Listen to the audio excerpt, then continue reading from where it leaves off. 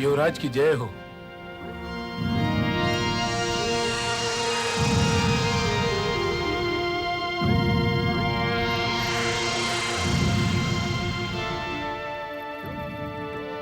तुम सहायता मांगने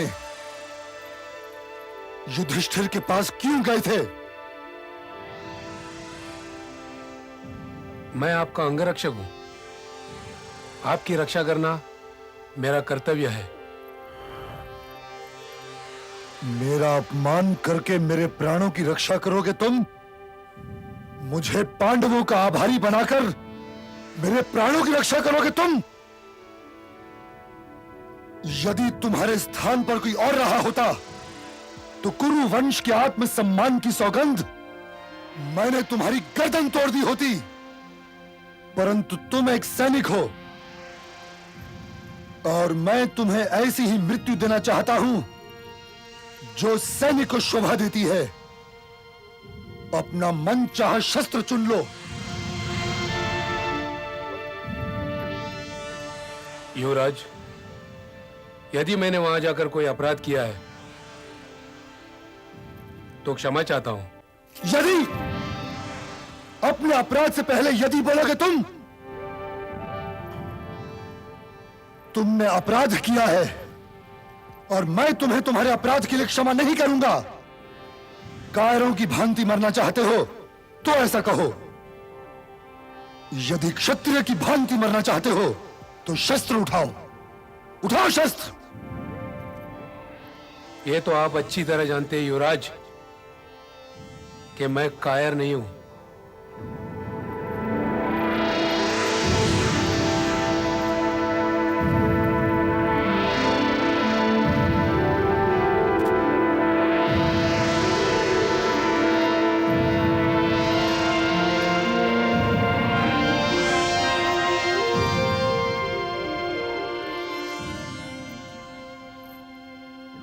जय माता भवानी। सावधान!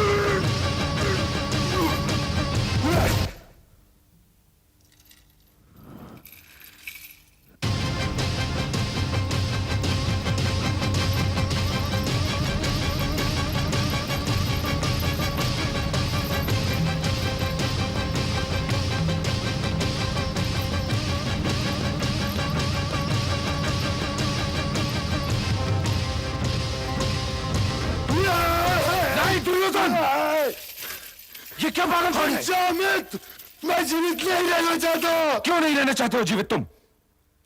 क्या तुम ये सोच रहे हो कि मैं लौटकर तुम्हारी सहायता के लिए नहीं आया था? ये तो मैं कभी सोच भी नहीं सकता हुमिद, परंतु इस कायर के कारण जो मेरा अपमान हुआ है, उसके उपरांत तो मुझे जीवित रहने का अधिकार ही नहीं है। जानते हो, ये मेरी सहायता के लिए, मेरी रस्सियां कटवाने के लिए किसे लेकर आया था?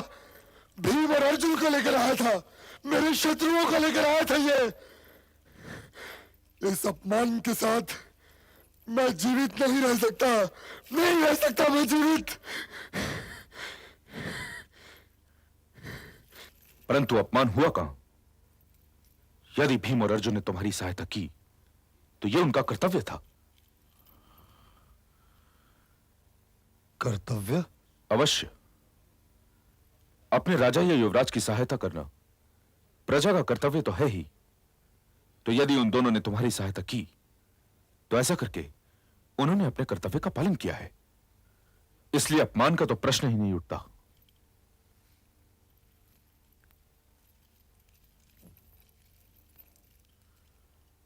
और आज तुम मेरी एक बात पूरे ध्यान से सुन लो मित्र। आत्महत्या केवल कायर किया करते हैं, और तुम कायर नहीं हो। महावीर हो तुम, महारथी हो तुम। आत्महत्या तो पांडव भी नहीं करेंगे, क्योंकि वे भी कायर नहीं हैं। इसलिए एक ना एक दिन किसी न किसी रणभूमि में हमारा और उनका सामना अवश्य होगा। मैं तो जी ही रहा हूं उस दिन की प्रतीक्षा में, क्योंकि उसी दिन द्रोणाचार्य को यह पता चलेगा कि सर्वश्रेष्ठ धनुर्धर उनका प्रिय शिष्य अर्जुन नहीं है। सर्वश्रेष्ठ धनुर्धर है यह सूतपुत्र।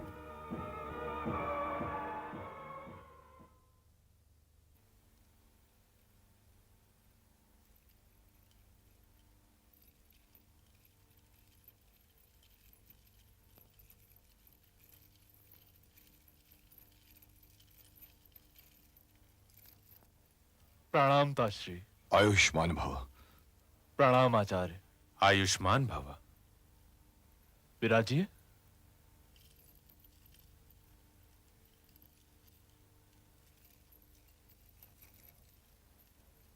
क्या आपके साथ आचार्य के आने का अर्थ यह है ताश्री कि विषय बहुत गंभीर है? कोई विषय गंभीर नहीं होता महाराज, परिस्थिति गंभीर होती है। और यदि परिस्थिति यह हो कि गंधर्वों की एक टोली हस्तिनापुर के युवराज को बंदी बना ले, तो हस्तिनापुर के भविष्य का विषय बहुत गंभीर हो जाता है महाराज। पितामह, यदि भेड़ों का कोई गल्ला किसी सोए हुए सिंह को पल भर के लिए विवश कर भी ले, तब भी सिंह सिंह ही रहता है। क्या तुम सभ्यता का पहला अध्याय भी भूल गए हो वत्स, कि बड़ों की सेवा में आते हैं तो पहले उन्हें प्रणाम करके उनका आशीर्वाद लेते हैं? क्षमा चाहता हूं। प्रणाम पितामह, प्रणाम गुरुवर, प्रणाम पिताश्री। यह बड़ा अच्छा हुआ कि तुम आ गए पुत्र। अभी अभी ताश्री और आचार्य तुम्हारे ही विषय में बात कर रहे थे।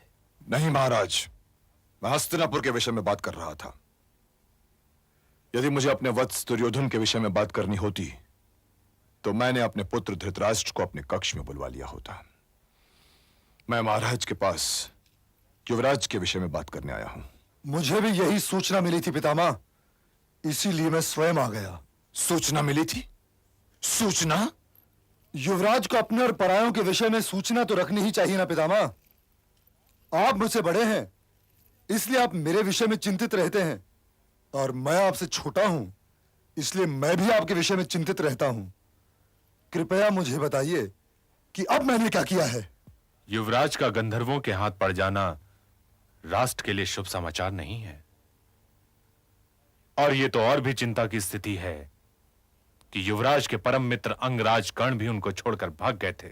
सूर्य की सौगंध, यदि यह महाराज का कक्ष न रहा होता और आप आचार्य न होते, तो मुझ पर भागने का आरोप लगाने के उपरांत आप एक और सांस लेने तक के लिए भी जीवित नहीं रहते। अंगराज कर्ण, तुम अपनी सीमाओं का उल्लंघन मत करो। ये मत भूलो कि तुम आचार्य द्रोण से बात कर रहे हो, असहाय पांडु पुत्रों से नहीं। मैं तुम्हारे एक एक शब्द का उत्तर अपने बाणों से दे सकता हूं। क्रोधित न होइए आचार्यवर। अपने क्रोध की अग्नि पर अपनी लज्जा का पानी डालना सीखो अंगराज कर्ण। यही वीर पुरुष की पहचान है। तुम भागे थे या नहीं भागे थे, ये केवल तुम जानते हो। किंतु अब यह इतिहास है कि जब गंधर्वों ने दुर्योधन को विवश बनाया था, तो वहां से तुम और दुशासन दोनों ही जा चुके थे। ये कहां की वीरता है, कहां की मित्रता है ये? और तुम भी ये न भूलो दुर्योधन, यदि भीम और अर्जुन वहां न आ गए होते, तो हस्तिनापुर के युवराज पद का स्थान रिक्त हो गया होता। अर्जुन के तुनीर और भीम की गदा का आभार मानो वत्स, और जाकर अपने भाइयों को मनाकर वापस ले आओ। इसी में तुम्हारी और हस्तिनापुर की भलाई है वत्स। अंगराज कर्ण निसंदेह वीर है, परंतु अर्जुन फिर भी अर्जुन है। हस्तिनापुर की छाती उसके बाणों को नहीं झेल सकती वत्स, नहीं झेल सकती। हस्तिनापुर की छाती और द्रोण शिष्य अर्जुन के बाणों के बीच यह परशुराम शिष्य कर्ण खड़ा होगा, आदरणीय गंगापुत्र भीष्म। तुमने अभी अर्जुन के बाणों का स्वाद नहीं चखा है अंगराज। आप आचार्य हैं, आपको अहंकार शोभा नहीं देता, परंतु यदि आप प्रदर्शन ही चाहते हैं, तो मैं महाराज के चरणों में राज मुकुटों का ढेर लगा सकता हूं, और इसके लिए मुझे दिव्यास्त्रों की आवश्यकता भी नहीं है। वीर युद्ध करते हैं आचार्य, तपस्या नहीं करते। प्रणाम।